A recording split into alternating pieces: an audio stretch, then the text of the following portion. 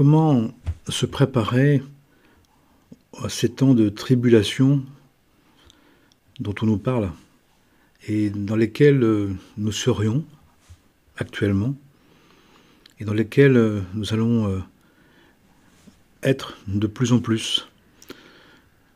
On nous laisse comme on nous laisse l'entendre. D'abord, la première chose, c'est qu'on nous dit que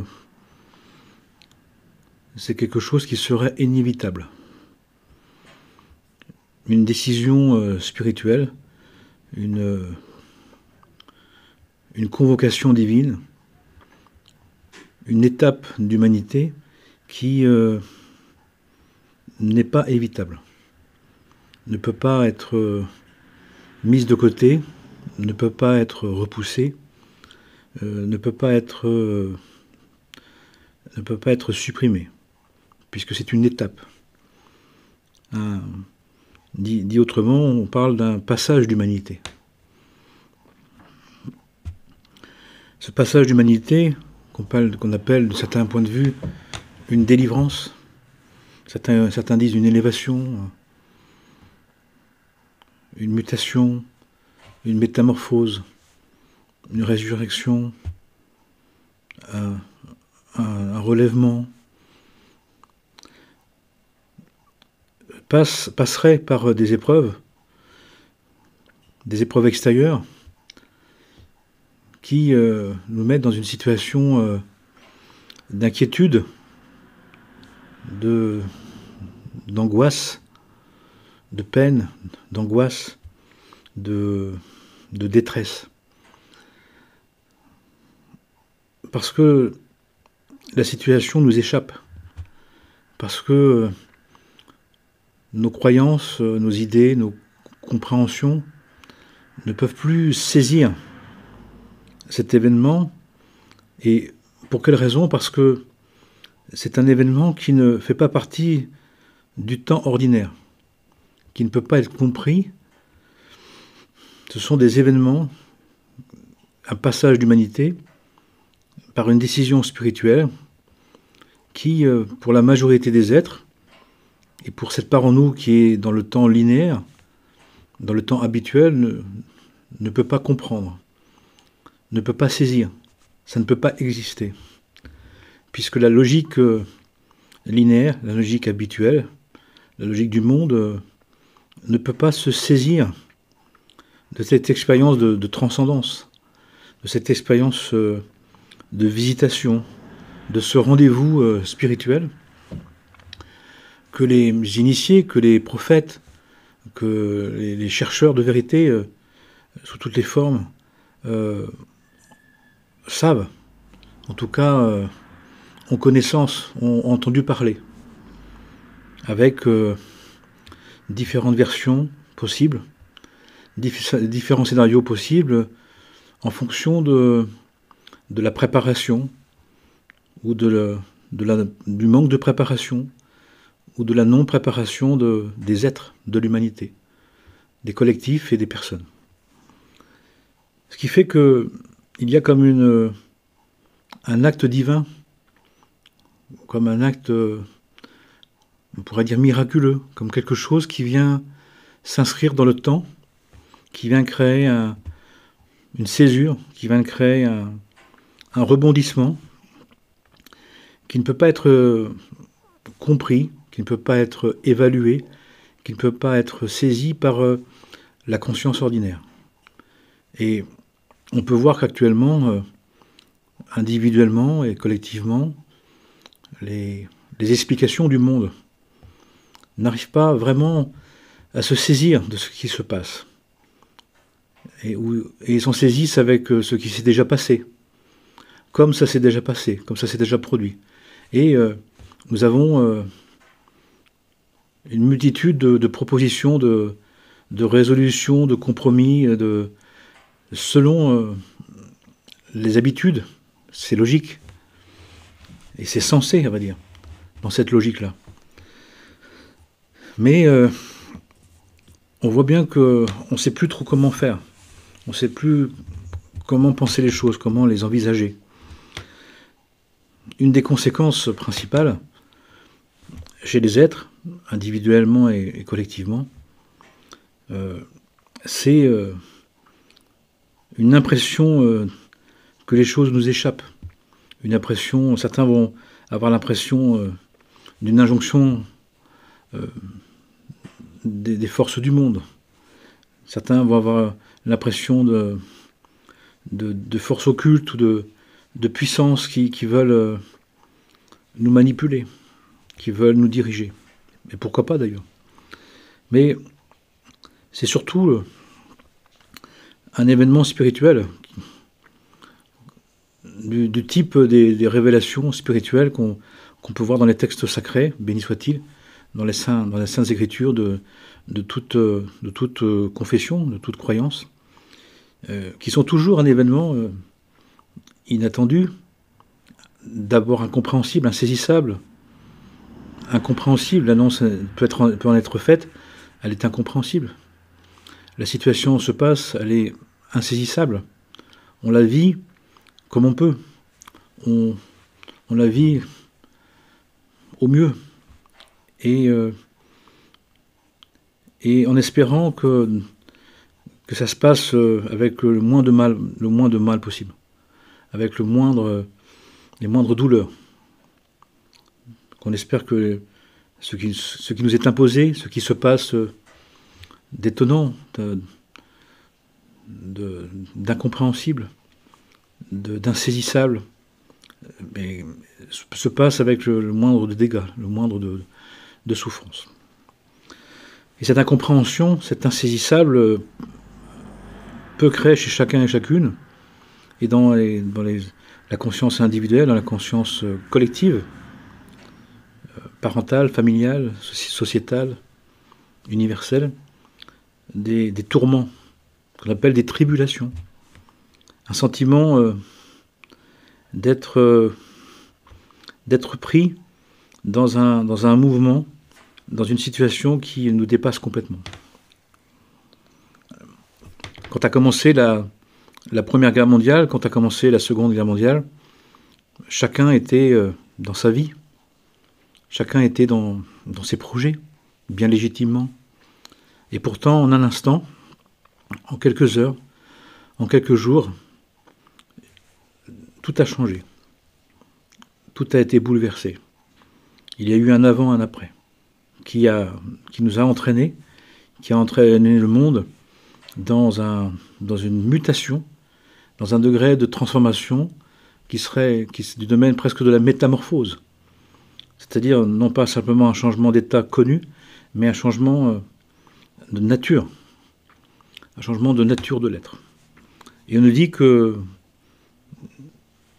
cette fin des temps, de cette période de temps, ce fin de cycle, serait justement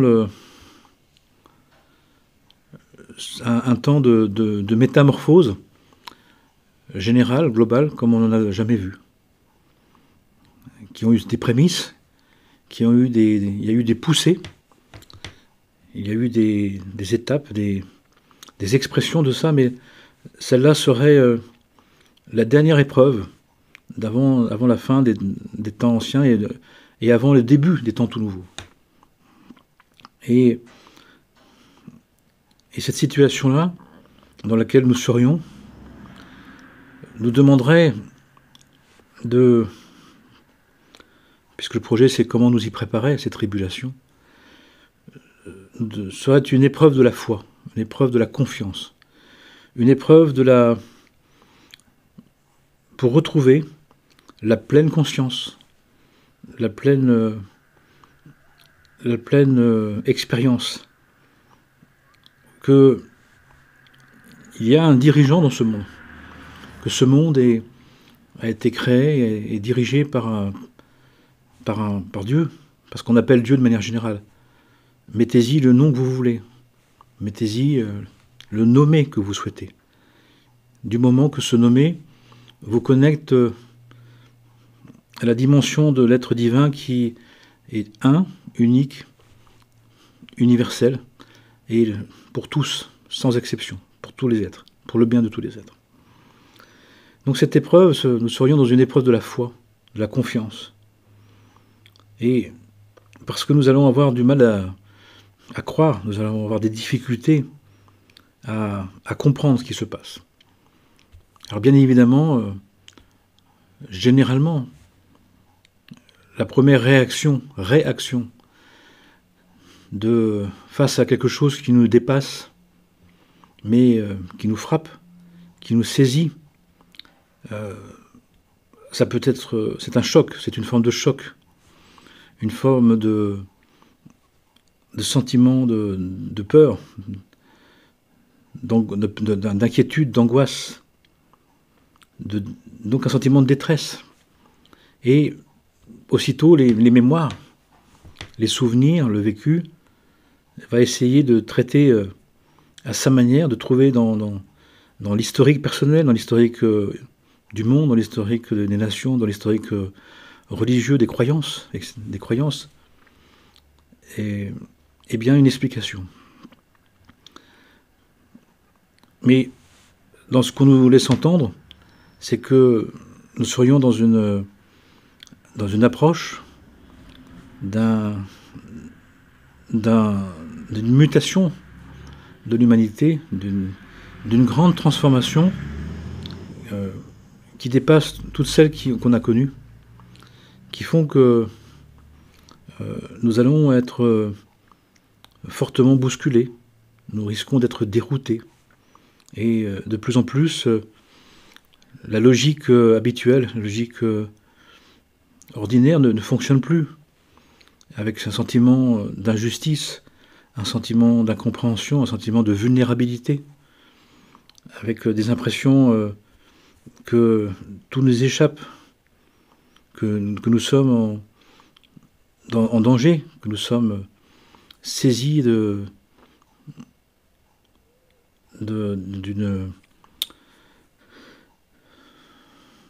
dans des grands vents, dans des grands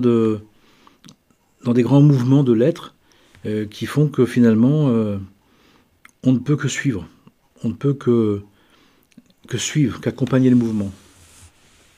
Quand on parle de délivrance finale, quand on parle de délivrance, on parle d'un accouchement, on parle de contraction alors, on parle d'un saisissement qui doit nous amener à ce que naisse en nous, autour de nous et entre nous, une nouvelle conscience, une nouvelle humanité. Ce qui fait qu'on peut dire que, avant le tout nouveau, et on nous dit que des temps tout nouveaux, des temps qui n'ont jamais existé, ce ne serait pas la répétition de temps anciens, mais ce serait l'expression, le démarrage, la naissance de temps tout nouveau, qui font que une nouvelle lumière, une nouvelle conscience, une nouvelle ère spirituelle se prépare. Et nous avons à nous y préparer en acceptant d'abord de la vivre alors qu'on ne comprend plus vraiment. D'abord de l'accepter alors que ça vient nous contrarier. D'abord de l'apprécier alors que ça vient nous déranger. Pour justement accompagner ce mouvement puissant, ce mouvement de saisissement qui se produit, qui va se produire, qui peut se produire. On n'est jamais sûr de rien avec le divin. Il peut décider en un instant que tout change. Mais on nous dit que très probablement, ce scénario est plausible. Il y a la possibilité d'un scénario. Je ne veux pas le fixer définitivement, je ne peux pas être sûr et certain, mais il est probable, il est possible, il est probable, il est fort probable. Mais il n'est pas non plus impossible que le divin nous fasse passer à cette étape d'une autre manière que dans une forme d'obscurité, dans une forme d'ombre, de ténèbres qui ne peut que nous inquiéter et nous angoisser. Il y a une jolie image qui dit que ce serait un peu comme quelqu'un qui descendrait dans un escalier, qui descendrait un escalier avec une bougie, et il descend cet escalier et il s'aperçoit que cet escalier est immense. Et il descend, il descend. Et au fur et à mesure qu'il descend, il s'aperçoit que la bougie se réduit. Et à un moment donné, il s'aperçoit il se dit, mais si ça continue à descendre autant que je suis descendu pour l'instant, je ne vais pas avoir suffisamment de lumière. Et là, il y a une hésitation. Est-ce que je reviens en arrière? Est-ce que j'arrête de descendre? Ou est-ce que je continue? Et en même temps, il y a quelque chose qui lui dit qu'il faut descendre. Il y a quelque chose qui le pousse. Comme caché en nous, un appel, une attente, qui nous pousse à aller voir. Ça peut être la curiosité, ça peut être la prétention, ça peut être l'aventure, ça peut être plein de choses. Et la personne décide, elle, de continuer. Et elle arrive à un moment donné où finalement, elle descend encore ces escaliers, cet immense escalier, et elle se retrouve avec un fond de bougie. Et ce fond de bougie commence à tanguer, commence à se défaire, à s'arrêter.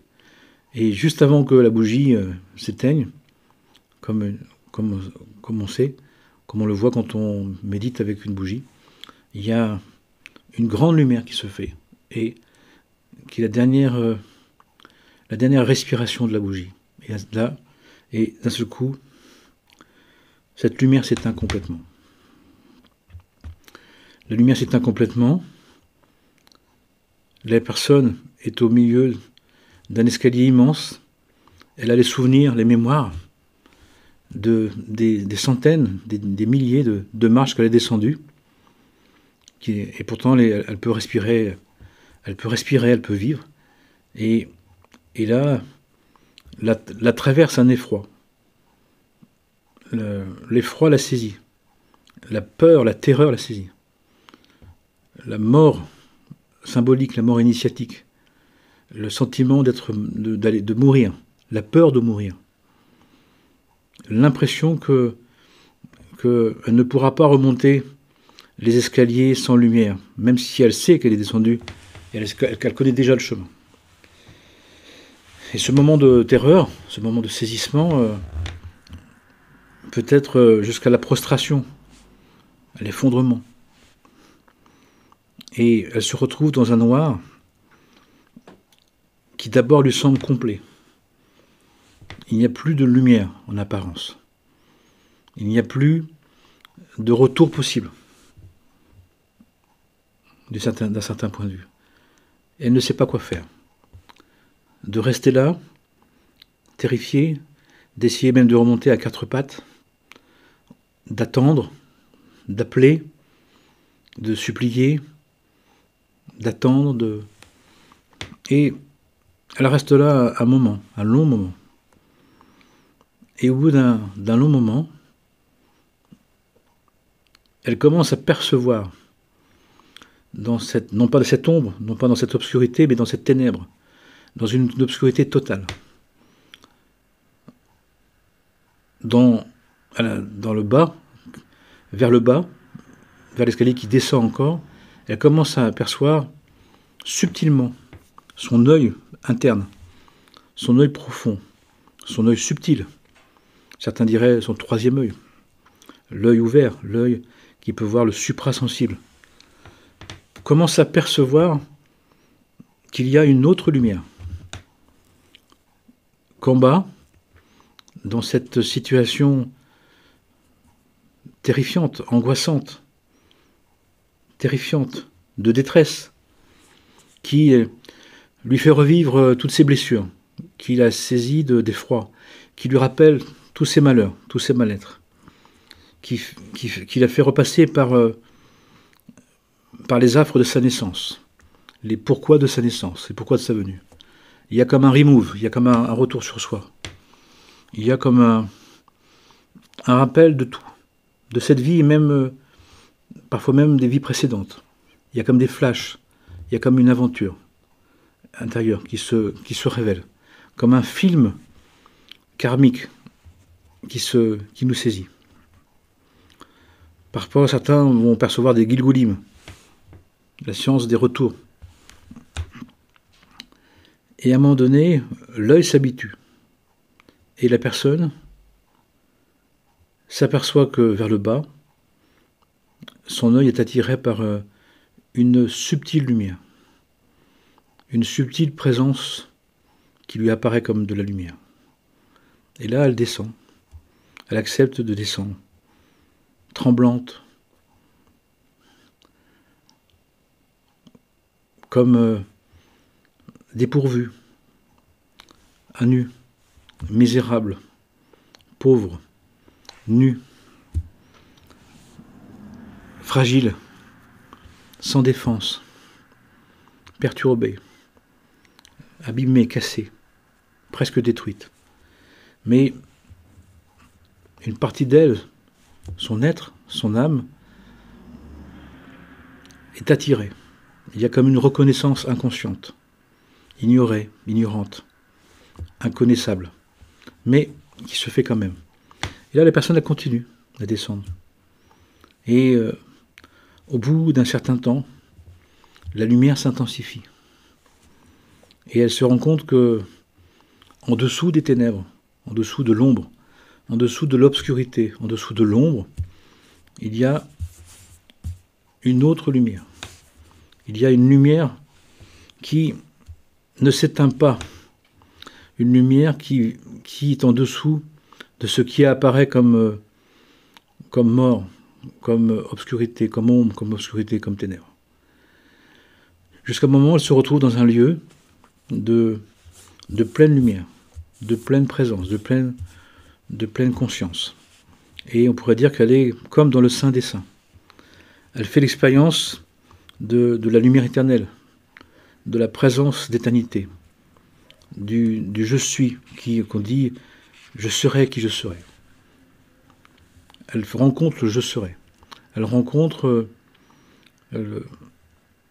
l'arbre de vie qui brûle sans cesse, qui est en lumière, qui brûle et brille, qui brille et brûle, mais ne s'éteint pas, son incandescence ne le détruit pas. On retrouve la connexion à l'arbre de vie, à l'arbre de l'unité, à l'arbre de l'éternité. Et à un moment donné, elle reste en présence, son âme se gave, se remplit, absorbe toute la lumière de l'éternel, béni soit-il. Et à un moment donné, cette luminescence spirituelle, cette insufflation de l'Esprit Saint, ce mouvement de résurrection, lui donne de la conscience de la suite. Elle sait maintenant qu'elle peut revenir, remonter mais revenir. Et en remontant par le même chemin, elle y revient mais dans une nouvelle conscience. Et à chaque marche qu'elle prend pour revenir, elle comprend autrement son existence. Elle perçoit sa vie dans son déroulé ontologique, dans sa teneur d'être des temps premiers, d'avant la chute, d'avant la faute, d'avant la chute, d'avant l'exil. Et là, elle comprend. Elle comprend. Il y a une naissance d'en haut. Il y a une naissance du haut de l'être. Il y a un retournement. Il y a un retour vers soi. Il y a une métanoïa, une teshuva, une repentance, un rapprochement. On s'est rapproché du divin. On a fait une expérience qui maintenant restera pour toujours et à jamais comme l'acte de naissance de l'être divin, de l'être supérieur, du Fils en nous, de la fille en nous, qui maintenant a rencontré individuellement le je suis. Le je suis, grâce au je suis, je serai. Loin de Dieu. Et à partir de là, eh bien, il y a une aventure qui peut se faire. Il y a une nouvelle aventure qui commence. Et on peut s'approprier les paroles de Job, de Yov, qui dit dans le livre de Job, « J'avais entendu parler de toi, maintenant je te connais. » Non pas moi, mais le Christ en moi. Non pas à partir du moi, de la conscience du moi, mais à partir de la conscience du je. C'est-à-dire du moi conscient du je suis, qui, en présence du je suis, en proximité du je suis, devient. Ayez à chérir, je serai qui je serai. Le je suis ne cesse de me faire devenir. Je rentre dans le monde du devenir. Et qui à la fois me divinise, me spiritualise, me sanctifie, et me fait prendre conscience que nous sommes un seul être ensemble, que sans les autres, sans la création, nous ne sommes rien.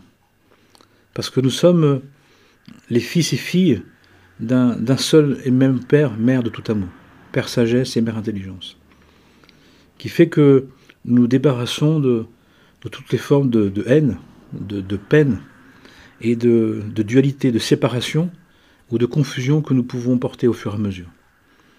Et c'est un événement intérieur qui change tout, qui ne change rien en apparence, mais qui change tout intérieurement.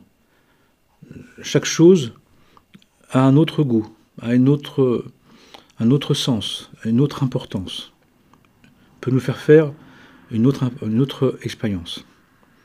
Et là, ce qui se passe, c'est qu'on nous dit que ces temps de tribulation, c'est une invitation générale. C'est une convocation générale, mais individualisée, et aussi pour les collectifs, mais à la fois pour les collectifs et les individus, de passer cette étape. On nous dit qu'on nous a laissé un certain nombre de temps pour y aller au fil du temps, par nos propres moyens, mais que là, il y a une nécessité pour l'être humanité d'y aller. Et chacun va y aller à sa manière. Chacun va y aller faire cette expérience avec son propre vécu. Après avec sa propre connotation de sa vie, de son rapport à la vie, à la mort, à la naissance, à la résurrection, à l'ombre, à l'obscurité, à la ténèbre. Mais dans tous les cas, il y a un après, il y a un devenir. Et donc, je ne peux que nous souhaiter à chacun et chacune, quelles que soient vos convictions, quelles que soient vos croyances, religieuses ou pas, peu importe, c'est très habituel ou original, de vous préparer, de nous préparer à cette convocation, de rencontrer le gardien du seuil, de rencontrer le gardien du seuil, l'adversaire, le combat avec l'ange qui nous amène justement à trouver, à chercher et à trouver, par l'expérience, à travers l'ombre, l'obscurité, maintenant la ténèbre, la lumière éternelle, la lumière sans fin, la lumière qui est née d'elle-même, sans début et sans fin, de toute éternité, pour chacun et chacune et pour le bien de tous les êtres. Amen et Amana. Que Dieu nous bénisse infiniment et nous protège et nous guérisse et nous guide à travers ces tribulations pour qu'on puisse justement faire cette expérience le mieux du monde et ensuite servir la cause commune, le bien commun. Amen et Amana.